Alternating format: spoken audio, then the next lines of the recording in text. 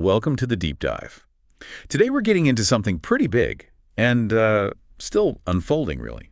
U.S. tariffs, and specifically how they're playing out with India. Yeah, it's a complicated one. We've sifted through a whole stack of sources: Equity Master, Business Standard, The Economic Times, the Hindu Business Line. Right, also India Briefing, Right Research, ratings agencies like CRISIL and ICRA, even Lemonade Stand on YouTube for an e-commerce angle, and TechCrunch on the tech side. So quite a mix. Exactly. And our mission today is to really pull out the key threads from all this. We want to understand the real impact of these tariffs, both here in the U.S. and for India. We'll be looking at potential shifts in manufacturing, how India's exports might fare, and even touch on those bigger global factors like India's ties with Russia, the whole economic climate.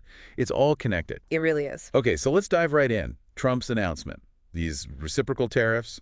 What exactly was laid out? Okay, so the core of it, as Business Standard reported, was this new ad valorem duty. It started at 10%, hitting imports from pretty much almost every country. And the justification. Well, the stated reasons were things like large trade deficits, the feeling that U.S. manufacturing was being hollowed out, concerns about supply chain stability, and even reliance on others for the defense industrial base. So the goal was fundamentally about rebalancing trade, promoting U.S. manufacturing. That seems to be the main thrust, yeah. Huh. To, in their view, level the playing field against what they see as unfair trade practices. And was this presented as a final fixed thing? Or was there flexibility? Oh, definitely not fixed. Sure. They explicitly mentioned the possibility of further modifications, if countries retaliate or if U.S. manufacturing doesn't show the improvement they're looking for. So a lot of uncertainty baked in from the start. Absolutely, which makes planning very difficult for businesses everywhere. Now, for India specifically, what were the initial numbers looking like? I saw something about 26%. Yeah, the Economic Times reported that initial figure, 26%, which, when you compare it to some competitors, well, it's interesting. So, like compared to Bangladesh or Vietnam? Right. Business Standard gave some context there. Bangladesh was initially looking at 37%, Pakistan 29%, Vietnam a hefty 46%, and Thailand 36%. Okay, so 26% was somewhere in the middle then, not the lowest, not the highest. Kind of in the pack, yeah. But, and this is a key update from the Economic Times, that additional 16% duty on top of the baseline 10%, it's actually been put on hold for India for 90 days, starting from early April 2025. Okay, so some breathing room. But the initial 10%, that is in effect. Yes, that baseline 10% tariff kicked in on April 5th. That's still active. Got it. So facing this, how did India react? Did they immediately hit back with their own tariffs? Well, interestingly, no. The Economic Times highlighted that India showed quite a bit of restraint, especially if you compare it to China, which responded pretty forcefully with 34% retaliatory tariffs. So India's playing it differently. It seems so. The focus, initially at least, appears to be much more on pursuing a trade deal with the U.S., trying the diplomatic route first. Makes sense. Avoid escalating things if possible. Yeah. Exactly. And there was also that interesting comment mentioned in the Economic Times from India's commerce minister, urging Indian exporters to come out of their protectionist mindset, which kind of signals maybe a recognition that India might need to offer some concessions itself to get a deal done. Which must be politically tricky, right? Especially, I imagine, in areas like agriculture. Very tricky. The Economic Times touched on that. Agriculture in India has, traditionally high tariffs, and it's a very sensitive sector politically, lots of farmers involved. So offering concessions there could cause problems domestically. Big problems. So Indian negotiators really have a tough balancing act. They need to offer enough to potentially satisfy the U.S., but without causing too much backlash at home. Okay, let's shift gears a bit. What about the actual impact on Indian exports and manufacturing? Is it all doom and gloom, or are there maybe some silver linings? It's definitely a mixed bag. There are absolutely potential opportunities being discussed. Several sources, like the Economic Times and Equity Master, point this out.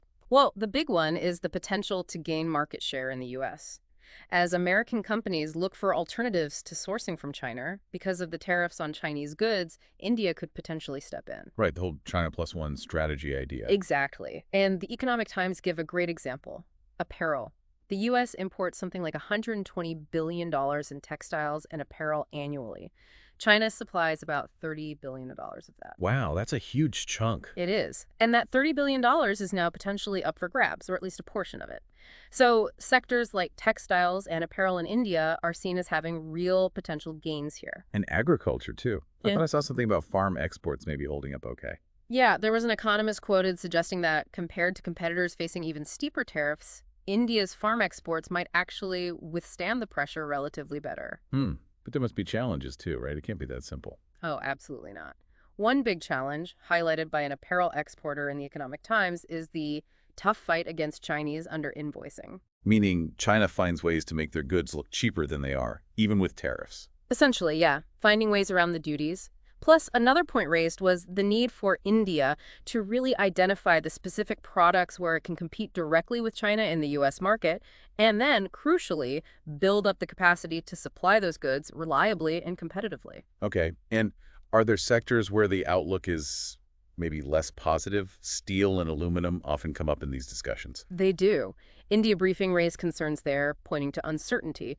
And interestingly, they also flagged rising imports of steel into India. So India might become a dumping ground for steel that can't be sold elsewhere because of tariffs. That's the fear. If global supply exceeds demand because of tariffs restricting access to markets like the U.S., producers might try to offload excess steel cheaply in places like India, which could hurt domestic producers. I see. Crystal mentioned potential safeguard measures being considered for steel, right? Yes, which shows the government is aware of that risk and thinking about how to protect the local industry. What about other key sectors? Pharma, for instance. Equity Master mentioned IPCA Labs in Orty Industries. Right. IPCA Labs is a big exporter of active pharmaceutical ingredients, APIs, the core stuff in medicines. About 18% of their revenue comes from the U.S. So tariffs there could really bite. There was talk of a 26% tariff on pharma initially. There was, yeah. Business Standard reported that. And if that kind of tariff were passed on, it could mean higher drug prices in the U.S. For companies like IPCA, it really depends on the final tariff level and whether they can absorb the cost or have to pass it on. And textiles, beyond the general opportunity.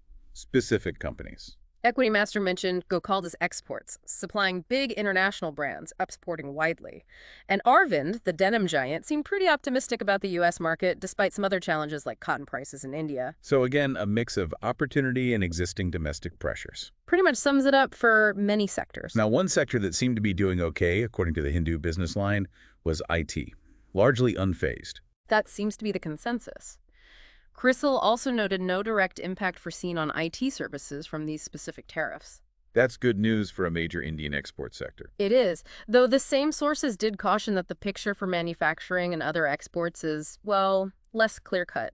It really highlights the sector-specific nature of these impacts. Okay, how about auto components? We heard maybe low U.S. dependence, but some profit pressure.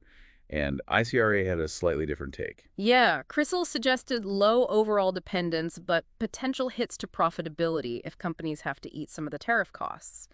ICRA, looking perhaps at specific segments, saw a potential short-term hit to revenue and earnings, partly due to the tariffs, but also a potential U.S. slowdown. The U.S. economy factor. Exactly. But ICRA also acknowledged potential long-term opportunities, maybe as supply chains shift away from higher tariff countries. ICRA's data actually showed the U.S. takes about 24% of India's auto component exports, so it's not insignificant. Right. And chemicals? Similar story. Some segments heavily exposed. ICRA's data pointed that way too, yeah. Things like agrochemicals, organic chemicals, dye intermediates. The U.S. is a notable market, anywhere from 6% to over 20% of India's exports in some cases. And Crystal mentioned pressure on pricing there too. Dumping risks again. Yes, the same concern. Either facing dumped goods from elsewhere or finding it hard to pass tariff costs onto U.S. buyers could squeeze chemical exporters' margins. Now, something floating in the background of all this global trade stuff is India's relationship with Russia. Our sources didn't directly link it to the tariffs, did they? No, there wasn't an explicit connection drawn in the material we looked at regarding the tariffs themselves. But you have to think it plays some role, right? Yeah. Geopolitically. It's hard to imagine it doesn't indirectly. India's overall foreign policy alignment, its trade partnerships beyond the U.S., these things inevitably shape the context for negotiations and market access. It's part of the bigger picture, even if not a direct factor in the tariff calculation itself. Okay, let's zoom out to that bigger picture. The U.S. economy itself. Business Standard mentioned warnings. Tariffs could raise recession risks there, put the Fed in a bind. Yeah, the concern is that tariffs act like a tax, potentially slowing down the U.S. economy. And if they also push up prices, the Fed gets caught between fighting inflation and supporting growth. And a U.S. slowdown would definitely ripple outwards, hitting demand for Indian goods. Absolutely. Even if some brokerages felt India's markets might navigate the tariffs okay initially, a proper U.S. recession would be a different story. Could definitely put a damper on Indian exports and market sentiment. And the U.S. dollar. Right, research brought up the last trade war. The rupee weakened significantly then. Could that happen again? It's a definite risk. Trade tensions often lead to a flight to safety, which usually means buying U.S. dollars, so the dollar strengthens. Which makes Indian exports cheaper, Mm. but imports pricier. Exactly. Good for some exporters, maybe. Bad for importers, especially of things like oil, which India buys a lot of. And that feeds back into inflation concerns. A weaker rupee can make imports more expensive across the board. Right. Research also talked about how the 2018-20 trade war already shifted global trade flows and raised costs. Are we just seeing round two of that disruption? It certainly feels like it could be. They use the phrase caught in the crosshairs again for India. It just creates all this uncertainty about who your trade partners will be, where supply chains will settle. It forces adjustments, and adjustments usually come with costs. We saw the stock market react pretty nervously too, right? Research mentioned that dip early in 2025 when tariff fears ramped up. Yeah, markets hate uncertainty. The threat of escalating tariffs, potential trade wars, slower global growth, it all makes investors jittery. So, volatility in indices like the Sensex and Nifty is probably something to expect while this plays out. And inflation. We touched on the rupee link. But the previous trade war itself added to inflation in India. It did, according to Right Research. Supply chain disruptions, potentially higher import costs. These things can push prices up domestically. It's another potential knock-on effect to watch for this time around. Okay, but amidst all this, there was a really interesting exemption reported by TechCrunch. Tech goods got a pass. That's right. Smartphones, laptops, semiconductors exempted from these new tariffs, both the baseline and the potential extra ones on China. Wow, they called it a dream scenario for tech investors. Why exempt those? Well, it suggests a strategic choice. Maybe recognizing how deeply integrated those supply chains are globally, and perhaps the potential disruption and cost increases for U.S. consumers and businesses if tariffs hit those specific, very popular products. So picking battles carefully. It looks that way, targeting certain areas while trying to insulate others, perhaps the ones most critical for U.S. consumers or digital infrastructure. Now, back to those dumping concerns, like with steel. If India does face a flood of cheap imports, what tools does it have?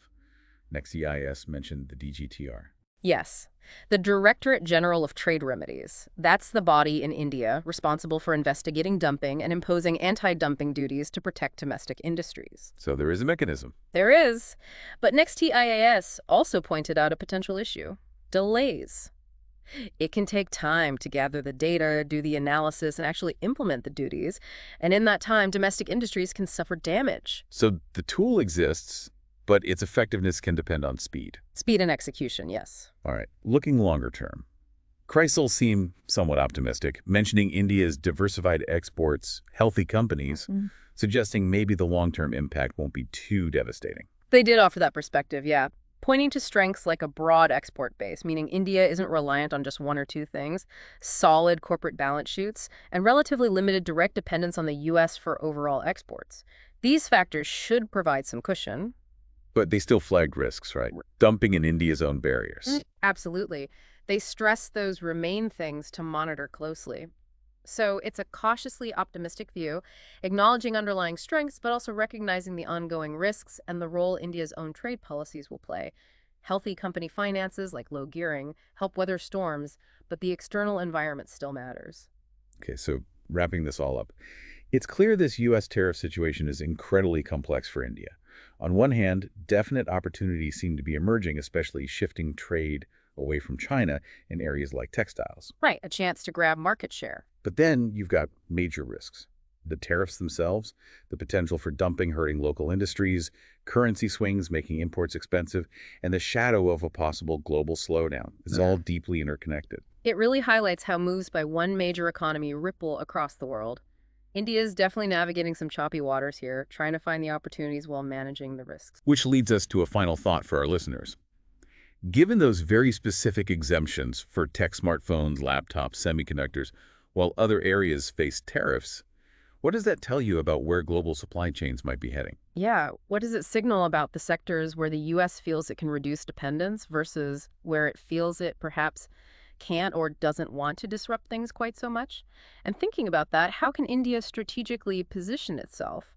How does it leverage those tech exemptions, maybe, while also buffering other key sectors like chemicals or auto parts from the potential negative impacts? Lots to chew on there. Definitely a situation we'll be keeping a close eye on.